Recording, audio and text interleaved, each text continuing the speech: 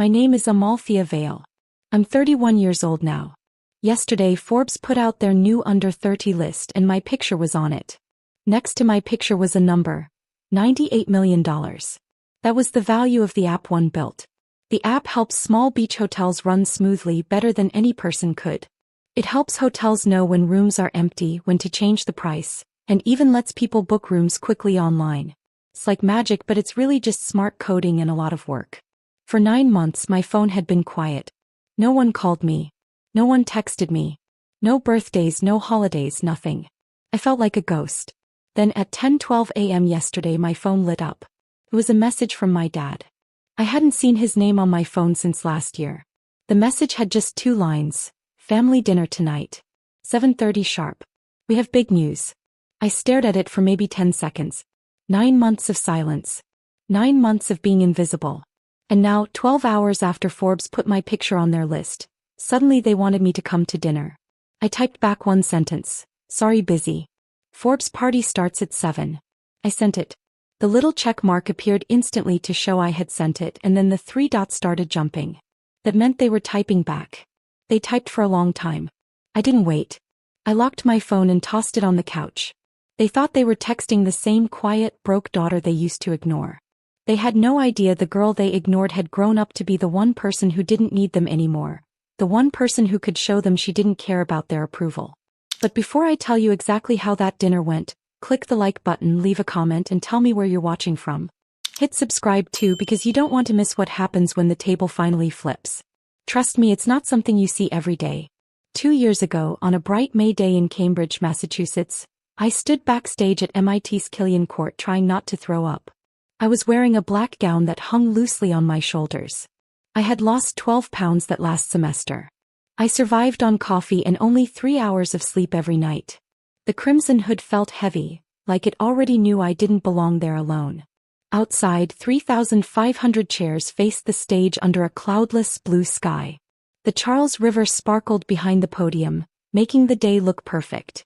Families filled every row. They waved signs and balloons and everyone had cameras ready. I held my name card so tightly that the edges cut into my fingers. I had sent 6 tickets to Virginia Beach front row for my family to see me graduate.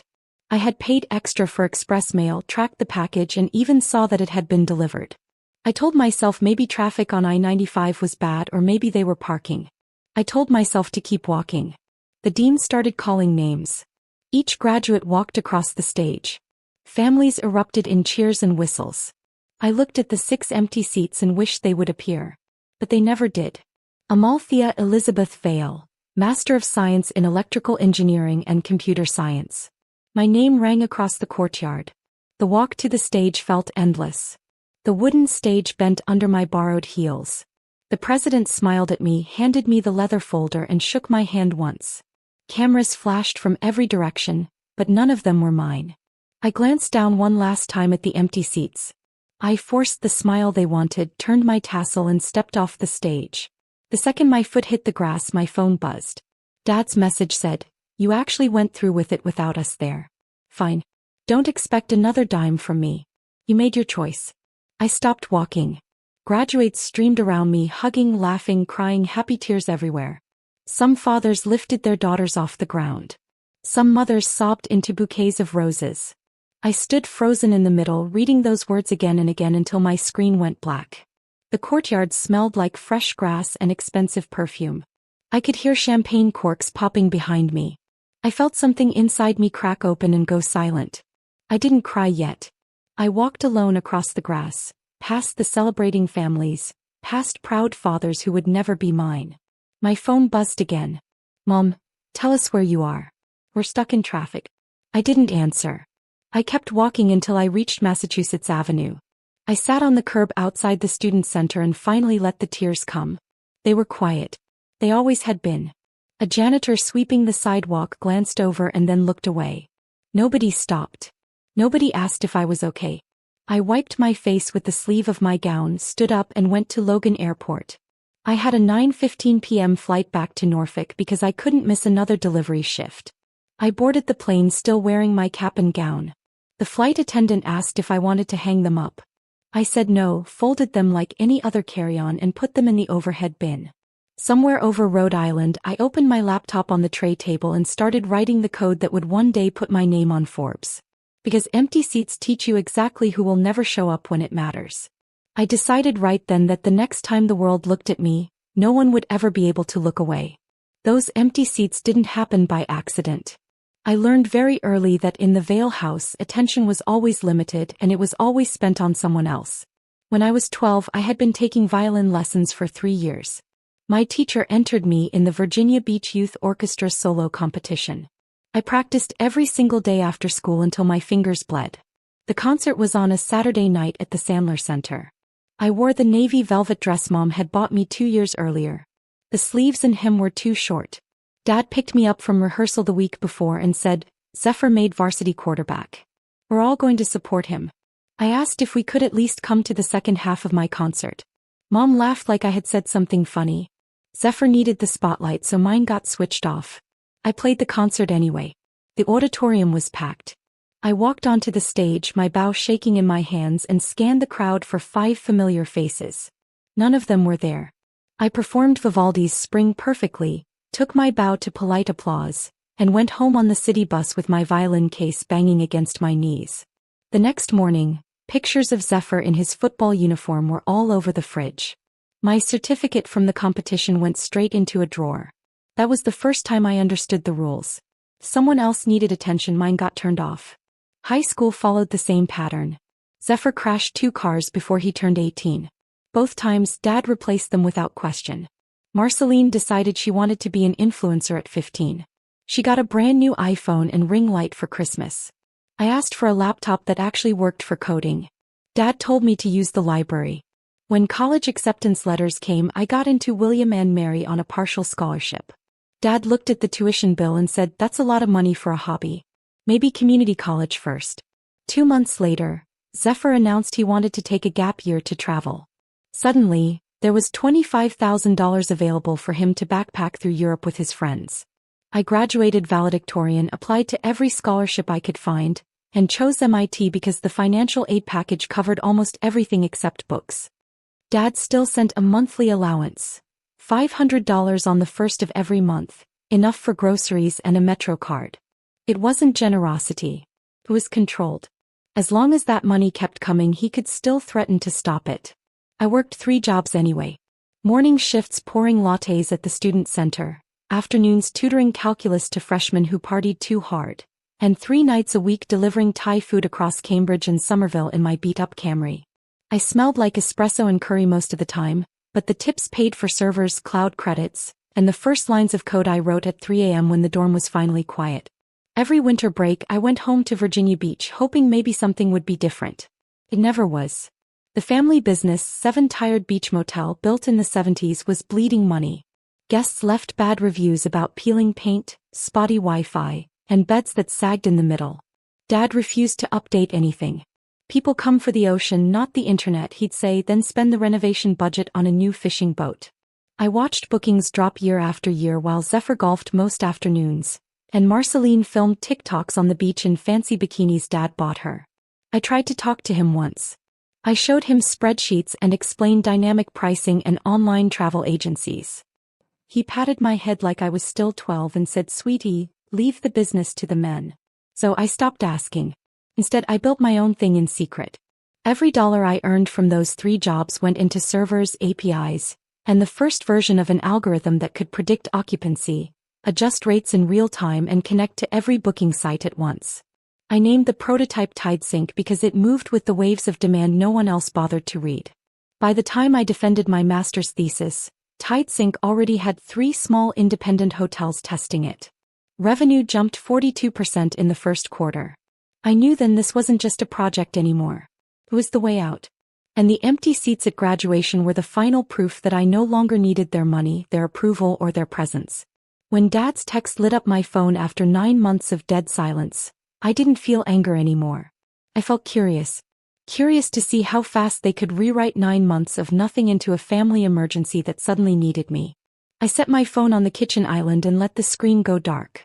The apartment was quiet, except for the low hum of the ocean 2 blocks away. I walked to the tall windows in the living room and looked down at the boardwalk lights flickering on for the evening.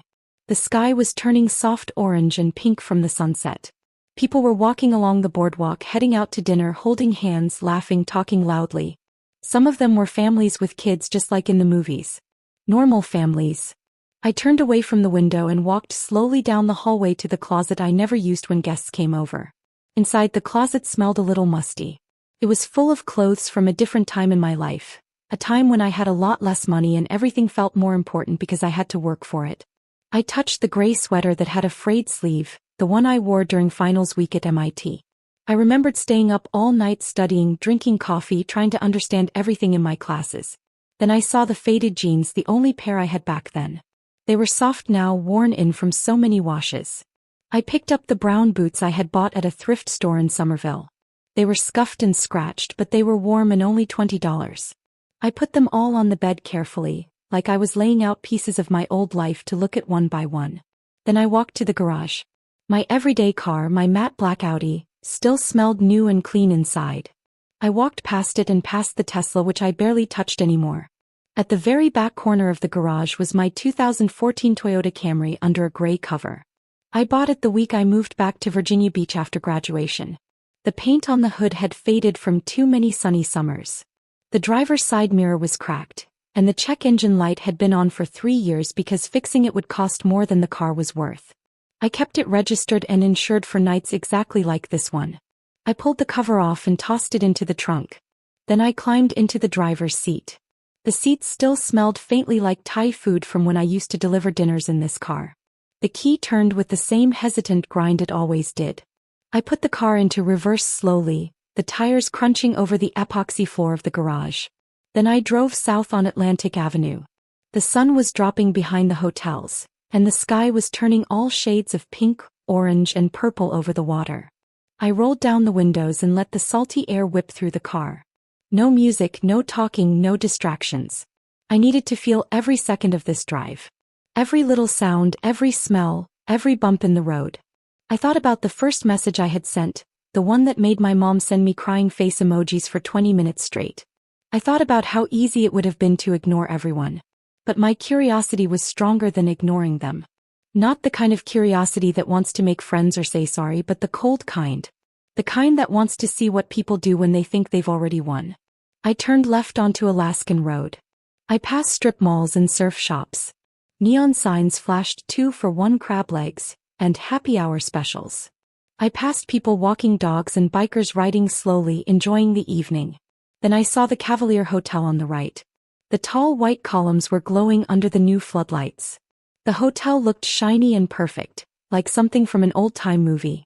I drove into the circular driveway and stopped behind a row of fancy cars, all Range Rovers and Mercedes. The valet was maybe 19 or 20, wearing a crisp navy uniform. He looked at my Camry and paused like he didn't know if he should put it out front with the other fancy cars or hide it around the back. I handed him the keys without saying a word. He looked at my sweater, my messy hair, my frayed jeans, and instantly smirked. "Running a little late, ma'am?" he asked, already reaching for the ticket. "Traffic," I said, and I walked away before he could tell if I was joking. Inside, the lobby smelled like lemon polish and old money. The marble floor sparkled and reflected the chandeliers like little pools of water. I caught my reflection in the gold-framed mirror.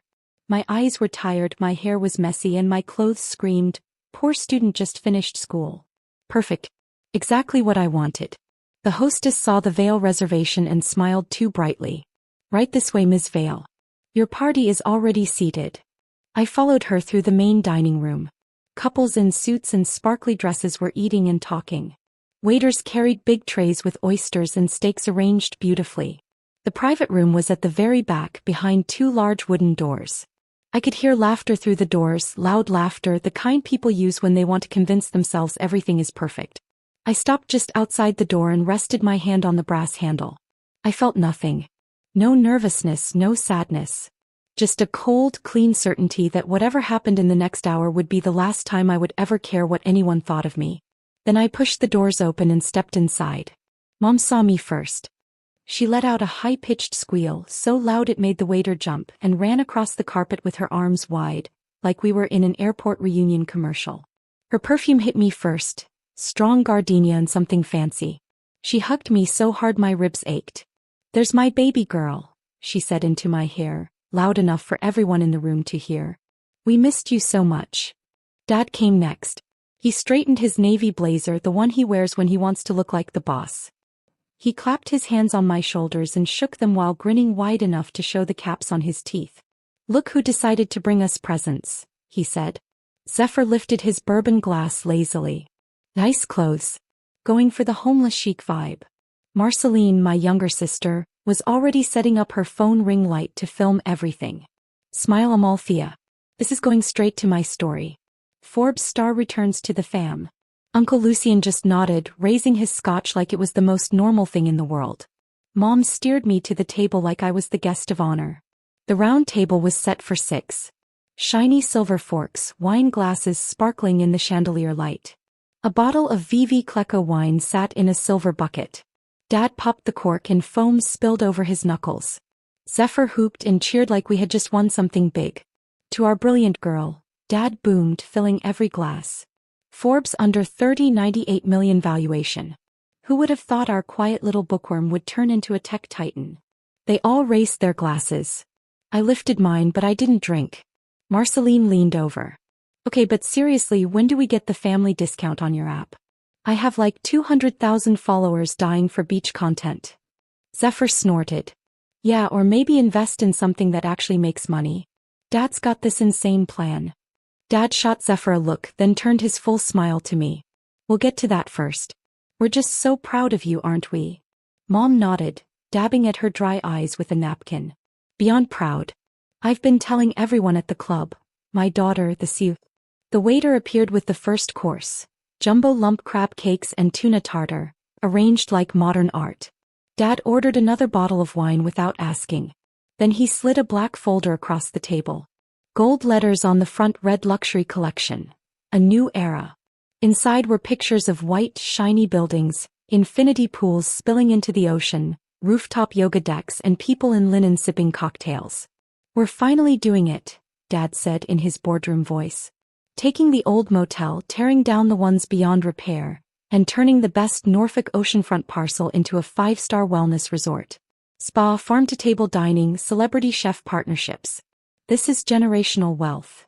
Mom squeezed my hand. "We're even keeping the Vale name on the marquee. Legacy."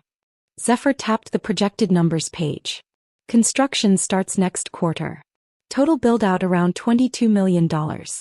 Banks cover most of it, but they want family investment first." Dad leaned in, elbows on the table, eyes locked on me. "We need $2 million as a bridge family investment. 6% interest, paid back in 24 months once the resort is cash flowing. Better return than any savings account, and it keeps everything in-house," he said. Mom's diamond bracelet flashed as she squeezed my hand.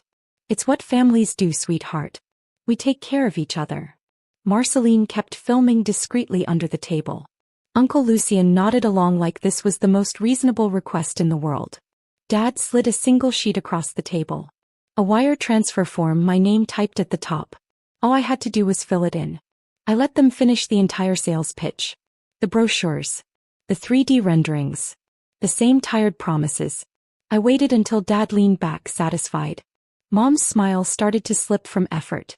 Zephyr checked his watch. Then I reached into the canvas tote I brought instead of a purse and pulled out a plain manila folder. No logo, no gold foil. Just public records printed on cheap paper. I placed it in the center of the table and opened it slowly. "Before I sign anything," I said, my voice flat, "let's talk about what's actually happening with the motel." Dad chuckled.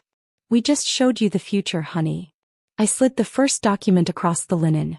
A notice of default from Atlantic Union Bank stamped 3 months ago. This said the business missed the last 4 payments on the primary mortgage. Total owed $872,000. Mom's hand flew to her pearls. "That's just a timing issue." I turned the page. Second document. The bank sent the final demand letter 31 days ago. Virginia law gives 42 days from that letter to pay or face acceleration. They were 11 days away from losing everything. Zephyr shifted in his seat. "Banks bluff all the time." Kept going. Third sheet. A second mortgage from a private lender in Richmond filed quietly 18 months ago against the family home on 62nd Street. They borrowed another $1.5 million at 14% interest. Balloon payment was due last quarter. They rolled it into a third line last month just to keep the lights on. Uncle Lucien cleared his throat. Those are aggressive lenders. Everyone does it. I looked at Dad directly. The house is cross-collateralized. If the business note accelerates, the bank can foreclose on the residence too. Sale date gets set automatically. You have no equity left to borrow against. The room suddenly felt very cold, like someone had opened a window in the middle of winter. Mom's smile was gone. Her face looked tight, like she was trying not to cry. Dad's face turned bright red, darker than his usual tan. He slammed his hand on the table. "This is family business," he shouted. "You don't talk about that at the table." I didn't yell, I said quietly. "You made it my business the moment you asked me for $2 million I earned while you ignored me." Marceline tried to laugh, but it sounded weak and strange, like she was trying not to cry too.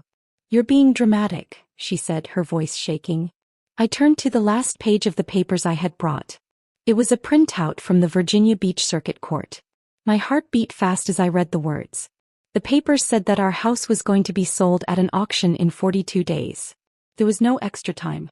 The only way to stop it was to pay everything we owed. Dad hit the table again so hard that the forks and knives rattled. "Where did you get this?" he demanded, his voice cracking. I looked at him calmly. "Anyone can go to the clerk's office and look at public records. Anyone. My lawyer, Alaric Jove, did it for me last week," I added. "He's very thorough," Zephyr said, leaning forward in his chair, his eyes narrowing like he was hunting something. "So what?" Dad asked, his voice getting louder. "Did you come here to make us look bad?" "No," I said slowly. "I came here to watch you ask the daughter you ignored for money you can't pay back." Mom started twisting her napkin so tightly that it ripped. "We're your parents. You can't talk to us like this," she cried. Dad pointed a finger at me, shaking it as if he could poke me with his anger.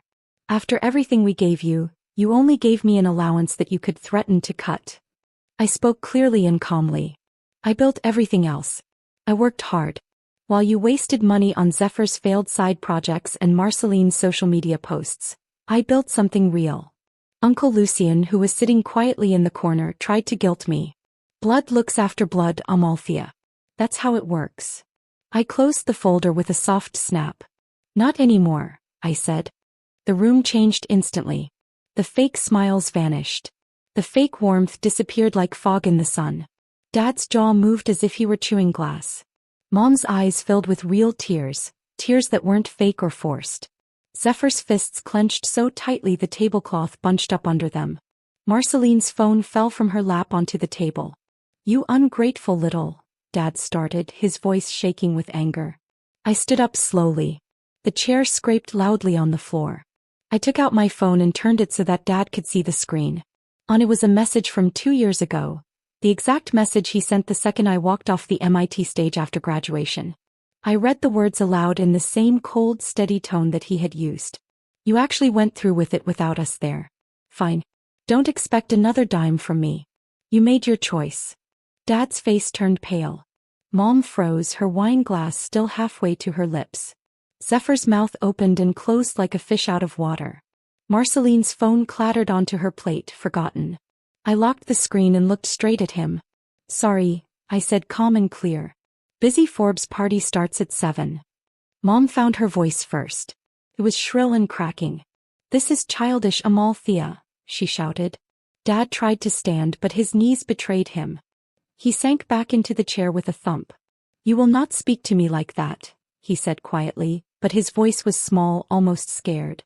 I didn't say anything. I started blocking them on my phone one by one. First Dad. A soft ding sounded. Then Mom. Another ding. Zephyr. Marceline. Uncle Lucien. Each tiny sound seemed louder than the last, like a little bell in the quiet, tense room. The doors behind me opened without anyone knocking. Alaric Jove stepped in, tall and straight in a gray suit. His leather briefcase shone in the dim light. He didn't smile. He didn't look at anyone except me. "Everything's ready," he said, placing a thin blue folder on the table. I looked at the first page. It had the Virginia Beach Circuit Court seal at the top, and the letterhead of Atlantic Union Bank. Dad stared at it as if it might explode. Alaric spoke professionally, calmly, like a teacher reading instructions. As of 4:30 this afternoon, Ms. Vale purchased the first position note and all associated liens from the original lender. The bank accepted the assignment. Acceleration stands. No extension or extra time is available. Mom made a sound that was somewhere between a sob and a scream. You can't do this. I already did, I said. Zephyr finally exploded. You bought our debt. What kind of monster are you? I looked him straight in the eyes. The kind who learned from the best, I said. Dad's hands shook as he reached for the folder. He tried to read it, but his fingers didn't work right, and his eyes moved over the legal words that suddenly made no sense to him. Alaric continued. The foreclosure sale remains scheduled.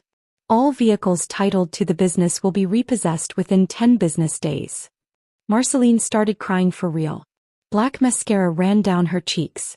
This will ruin my brand, she said, her voice small and broken. Uncle Lucien just drained his scotch and stared at the empty glass. I picked up my tote bag. The chair scraped again as I pushed it in. Dad whispered, his voice cracked and small, Amalia, please. I walked toward the door. Alaric stayed long enough to slide a business card across the table. My office will handle communication going forward, he said. I didn't look back. The heavy wooden doors closed behind me with a soft final click that sounded like the end of a story. 1 year later, I was driving north on I-64 in the fall. The windows were down and the salty ocean air played in my hair. I was heading toward a house that I actually owned. I took the exit for First Colonial Road out of habit, remembering the old neighborhood. The Vale house looked smaller under the bright October sunlight. Red foreclosure tape crisscrossed the front door like crime scene tape. An auction sign leaned crookedly in the overgrown grass. The marble fountain Dad had installed years ago was cracked and empty, with only dead leaves inside. 2 houses down, a repo truck waited by the curb. The black Range Rover that used to block the driveway every Sunday was hooked up, its wheels spinning uselessly above the ground. The driver waved at a neighbor who was watching from her porch, sipping coffee as if she were watching the best show ever. I kept driving. At a stoplight near the warehouse district, I saw Zephyr. He wore a fluorescent vest and was unloading boxes from a semi-truck. His hair was shorter. His face looked tired, like someone who worked outside all day. No more golf afternoons or designer sunglasses. He didn't see me. A week later, Marceline appeared on a billboard near the mall, but not the way she wanted. The Virginia Pilot newspaper ran a story about the foreclosure on the front page of the Sunday business section. Her tear-streaked Instagram live denying everything only made the screenshots go viral. Her sponsors dropped her overnight. The last post on her feed was a black square with the caption, "Taking a break." Mom and Dad moved into a tiny one-bedroom apartment off Virginia Beach Boulevard. It had exterior hallways and shared laundry. I know this because the pawn shop on the corner sent me an email when Dad's Rolex President showed up in their system. Mom's 3-carat engagement ring followed 2 weeks later. All the listings were public. I never answered the unknown numbers that started calling after the auction. I didn't need to. The message had been delivered. My new house sits on a quiet lake 2 hours west. The ocean is only a memory of the wind. The mailbox reads Jove in simple brushed steel letters. I changed my name legally the same week the judge signed the foreclosure order. Not because I married Alaric, though that helped make everything clean, but because Alaric was the first person who ever chose me without conditions. Some mornings I sit on the dock with a cup of coffee and watch the mist rise off the water. The silence here is different from the silence I grew up with. It's not the kind that waits for someone to notice me. It's the kind that finally feels like home.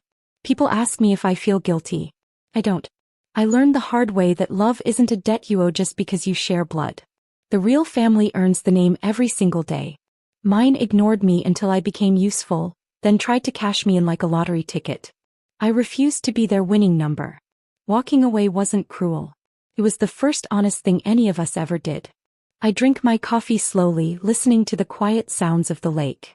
Birds chirp, fish splash, and leaves rustle in the wind. I think about the old house, the fights, the yelling, the anger, the tears. I think about how heavy it felt to grow up in a house where love had conditions. Now I don't have that weight. I have freedom. I have space. I have my own home. My own life. Every wall, every window, every corner belongs to me.